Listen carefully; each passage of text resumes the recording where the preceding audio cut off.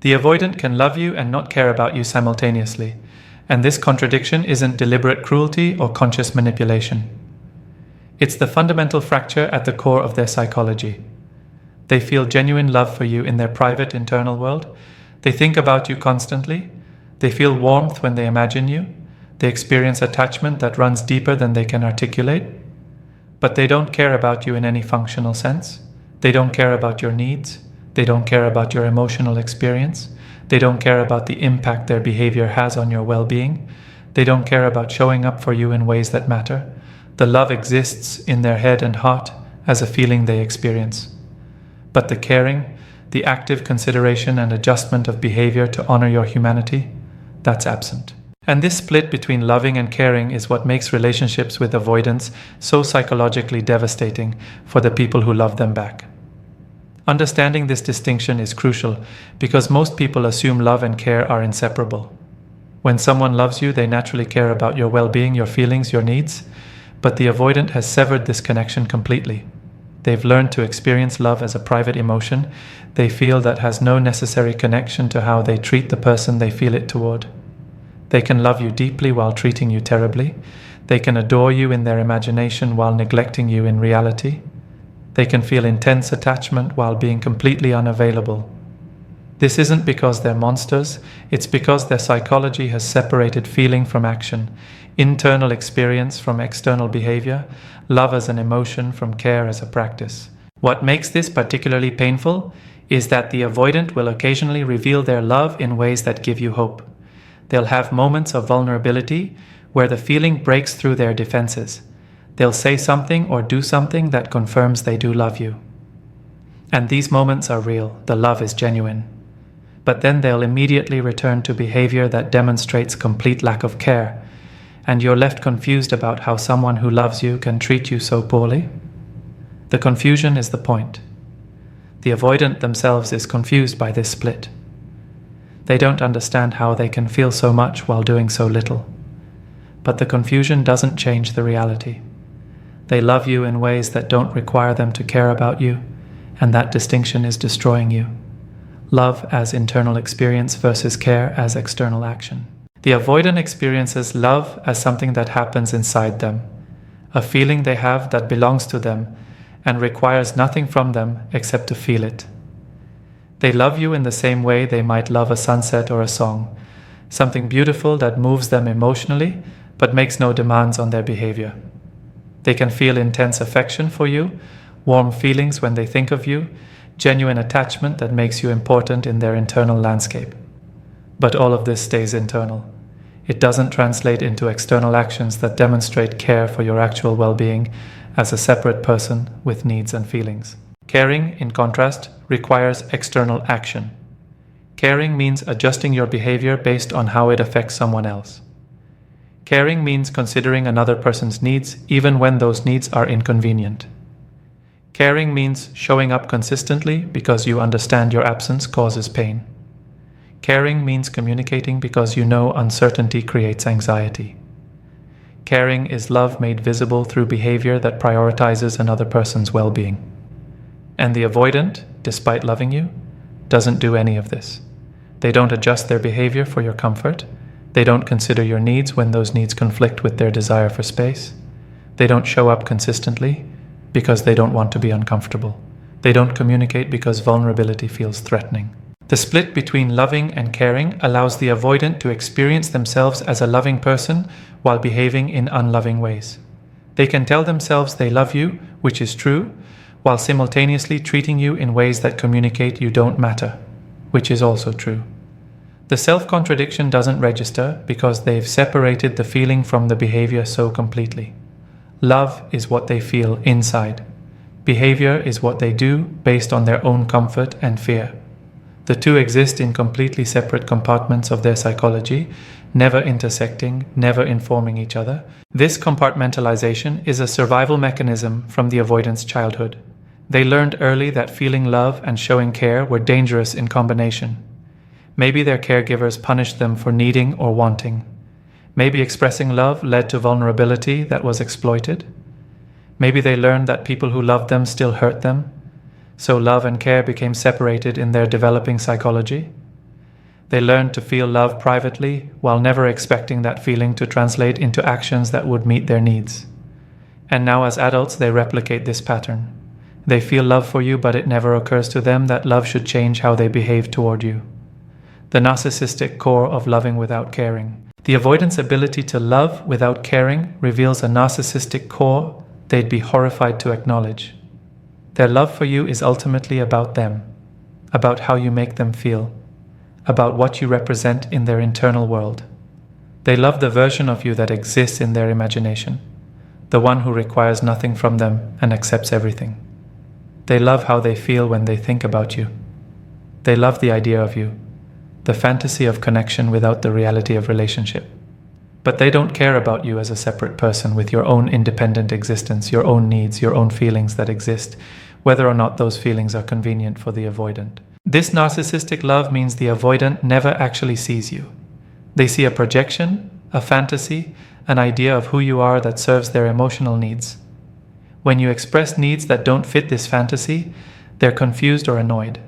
When you have feelings that make them uncomfortable, they dismiss or minimize those feelings. When you want things from them that require effort or discomfort, they interpret your wants as unreasonable rather than recognizing them as legitimate needs of a separate person. The avoidant is in love with their idea of you, not with the actual you who exists independently of their imagination. The narcissistic core also means the avoidant's love is conditional in ways they won't admit. They love you when you're not requiring anything from them. They love you when you're accommodating their need for space. They love you when you're patient with their limitations. They love you when you're making their life easier rather than harder. But the moment you assert needs that conflict with their comfort, the love seems to evaporate. It's still there as a feeling they have, but it becomes completely unavailable to you. Their love exists only on terms that prioritize their emotional safety, and those terms require you to have no needs, no expectations, no requirements that they show up in ways that feel uncomfortable. The avoidant also loves you in ways that center their own emotional experience rather than yours. They'll reach out when they miss you without considering whether you need space. They'll be affectionate when they're feeling warm, without recognizing you might need that affection consistently rather than sporadically. They'll share vulnerability when they feel safe, without understanding that their previous coldness has damaged your trust. Everything about how they express their love is about their internal state in the moment, never about your ongoing needs or the cumulative impact of their inconsistency. Their love is fundamentally self-centered even when it's genuine. The absence of empathy in their love. The avoidant loves you but lacks functional empathy for your experience, and this absence of empathy is why their love doesn't translate into care. Empathy requires the ability to imagine another person's internal experience and allow that imagination to affect your behavior. But the avoidant either can't or won't do this imaginative work. They don't think about how their silence affects you emotionally. They don't consider how their inconsistency creates anxiety in your nervous system. They don't imagine what it feels like to love someone who won't show up reliably. They might intellectually understand these things if you explain them, but the understanding doesn't penetrate deeply enough to change their behavior. This empathy deficit means the avoidant genuinely doesn't understand why you're hurt by their behavior. In their psychology, they're just protecting themselves, maintaining necessary boundaries, honoring their needs. They don't see how their self-protection becomes your harm. They don't recognize that their boundaries look like walls that keep you permanently outside. They don't understand that their needs being honored means your needs being consistently violated. The lack of empathy creates a situation where they love you while simultaneously being completely unable to understand your experience of being loved by them, which is not an experience of being loved at all, but an experience of being tolerated inconsistently. The empathy deficit also means the avoidant can't predict how their behavior will affect you. They pull away suddenly and are surprised when you're hurt. They go silent for days and are confused when you're anxious. They're cold after you've been vulnerable and don't understand why you withdraw. They genuinely lack the capacity to stand in your shoes and imagine how their actions land in your emotional world. And because they can't predict the impact, they can't adjust the behavior. They're flying blind relationally, causing damage they don't see, hurting someone they love because they can't imagine what that hurt feels like from the inside. The avoidant also lacks empathy for your needs specifically. They understand needs in the abstract. They can intellectually grasp that people need consistency, communication, emotional availability. But they can't empathize with your specific need for these things from them.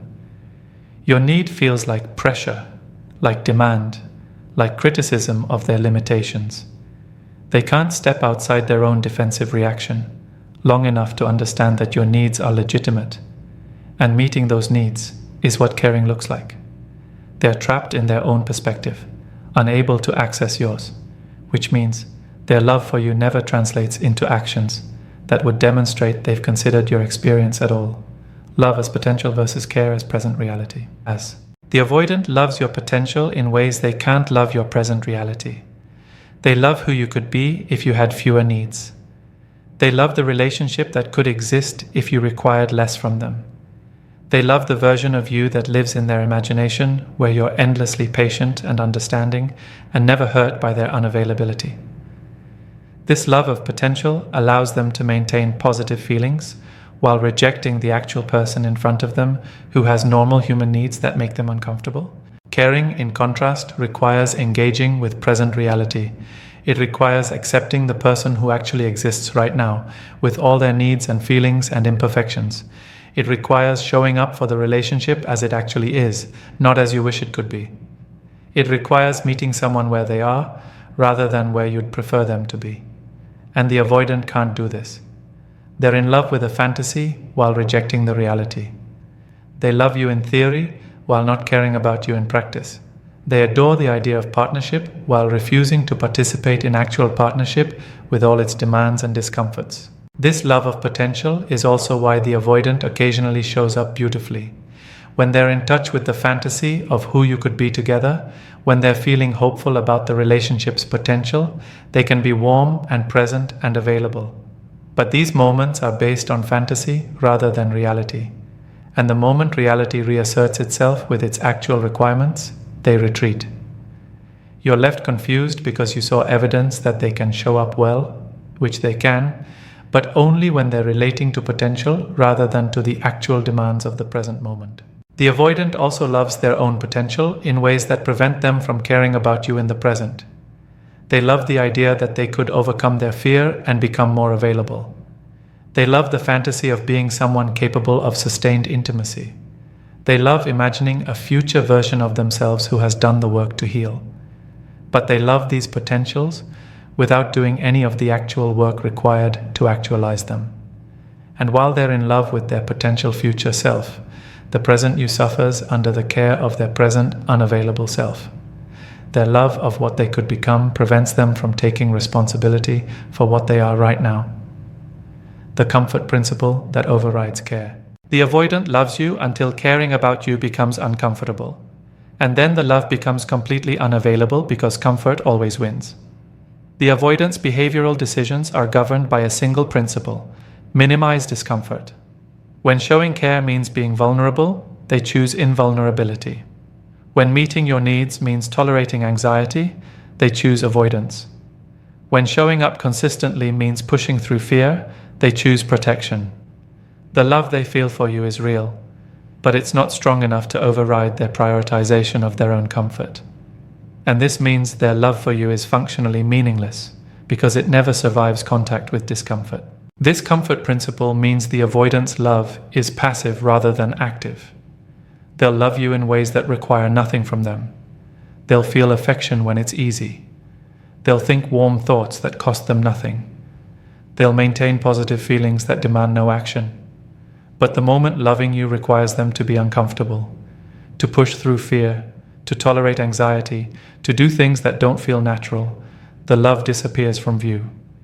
It's still there as a feeling, but it becomes completely inert. It doesn't motivate behavior. It doesn't inspire growth. It doesn't create change. It just sits there, a warm feeling they experience that has zero impact on how they actually treat you. The comfort principle also means the avoidant will sacrifice your comfort for theirs without hesitation. They'd rather you be anxious and uncertain than they be slightly uncomfortable with more communication. They'd rather you feel neglected and unimportant than they feel slightly pressured by showing up more consistently.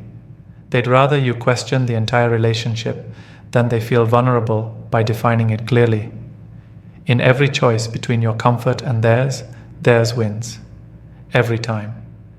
And this reveals that despite loving you, they fundamentally don't care about you because caring would require sometimes choosing your comfort over their own. The avoidant justifies this comfort prioritization through defensive narratives. They tell themselves they're just honoring their needs, maintaining healthy boundaries, being honest about their limitations. They frame their comfort seeking as self-care rather than recognizing it as selfishness. They convince themselves that anyone who truly loved them would accept these limitations without complaint. But underneath all these justifications is a simple truth. They love you in ways that cost them nothing. And the moment love would cost them anything in terms of comfort, they withdraw that love's expression entirely. You're left loving someone who loves you back in completely useless ways. The emotional unavailability that negates love. The avoidant can feel love while being completely emotionally unavailable. And the emotional unavailability means their love can't nourish you in any way. Love that isn't emotionally available isn't experienced as love by the person receiving it. It's experienced as confusion, as intermittent reinforcement, as just enough warmth to keep you hoping followed by just enough coldness to keep you suffering. The avoidant's emotional unavailability means that whatever love exists inside them stays trapped there. It can't reach you. It can't comfort you. It can't sustain the relationship. It exists in a vault inside the avoidant that you can see occasionally, but never access reliably. This emotional unavailability manifests as the avoidant's inability to be present with your feelings. When you're happy, they might tolerate your happiness, but they won't match it or celebrate it fully. When you're sad, they'll offer logic instead of comfort. When you're anxious, they'll become defensive rather than reassuring. When you're angry, they'll shut down rather than engaging. Your emotions make them uncomfortable, and their discomfort always takes precedence over your need to be seen and held emotionally. They can love you while being unable to be with you in your emotional experience, and this inability means you're fundamentally alone even when you're in relationship with them. The emotional unavailability also means the avoidant can't receive your love properly. You express love through words, actions, presence, and it bounces off their defended exterior. They can't let it in because letting it in would mean admitting they need it, and admitting need feels like death to their psychology. So they deflect your love or minimize it or fail to acknowledge it. You're loving someone who can't receive love even as they claim to love you back. It's a closed loop where both people's love exists, but never connects, never nourishes, never builds anything, because the avoidance defenses prevent any genuine exchange. The avoidant's emotional unavailability is also why their love feels theoretical rather than real to you.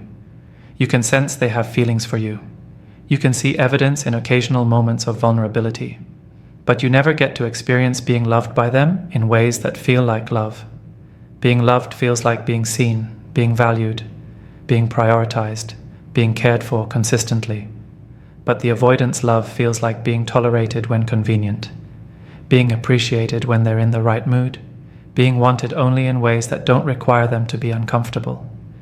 Their emotional unavailability turns their love into something you know exists, but never experience as the life-giving force love is supposed to be, the split between private feeling and public performance. The avoidant maintains a complete split between what they feel privately and what they show publicly, and this split is why they can love you without caring about you. Privately, in their internal world, they have deep feelings for you. They think about you. They feel attached. They recognize your importance. They might even acknowledge to themselves that they love you.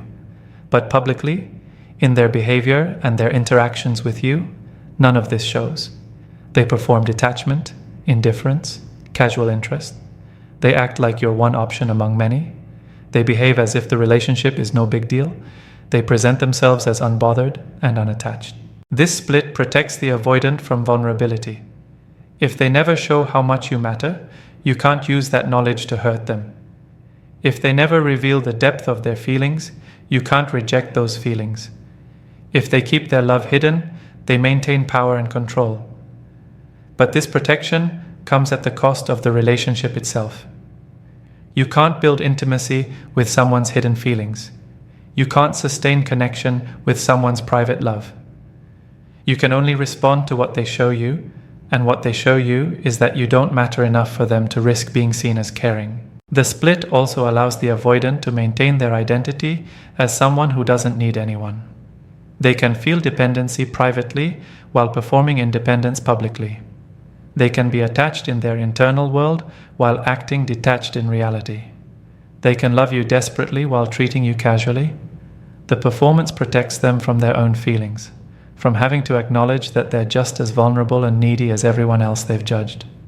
But the performance also prevents you from ever knowing where you stand, from feeling secure, from being able to trust that what you see occasionally is real, rather than just a glimpse behind a curtain that immediately closes again. The avoidant will occasionally reveal the private feelings, usually in moments of weakness or fear of losing you. They'll say something vulnerable that gives you hope that the love is real and things can change. But then they immediately return to the public performance, and you're left questioning whether what you heard was true or just a manipulation to keep you engaged. The occasional glimpses of their private feelings become torture rather than comfort, because they prove there's love there, but also prove that love won't translate into consistent care. You're being shown treasure you'll never have access to, love that exists but will always be locked away from you. Why this pattern is so damaging. Loving someone who loves you but doesn't care about you is uniquely damaging because it keeps you trapped in hope. If they didn't love you at all, you could leave cleanly. If they were completely indifferent, you could recognize the relationship is dead.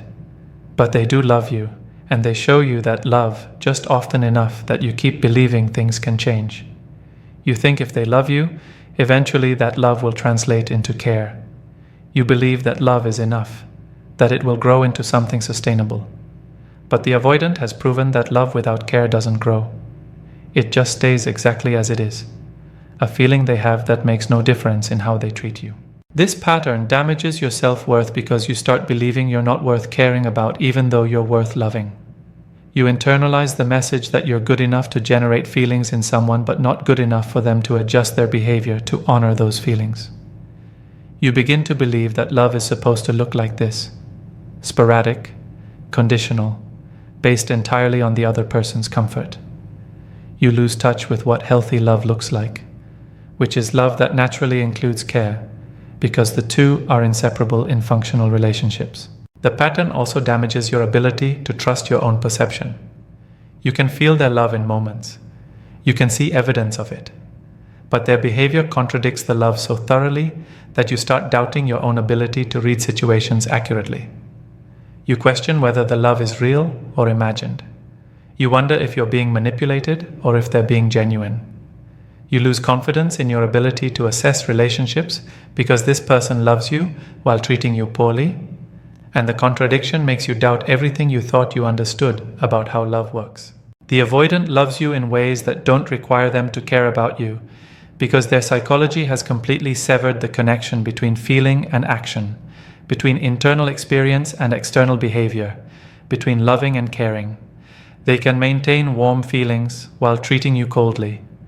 They can experience attachment while being completely unavailable. They can feel genuine love while demonstrating zero care for your well-being. This isn't conscious cruelty. It's the natural result of attachment wounding so severe it disconnected the aspects of love that should be unified. The avoidant loves you the only way they know how, incompletely, conditionally, in ways that center their comfort and protection while leaving you starving for the care that would make their love mean something. And until they do deep therapeutic work to reconnect feeling and action, to integrate their internal experience with their external behavior, they'll continue loving people while hurting them, unable to understand why their love that feels so real to them feels like nothing at all to the people receiving it.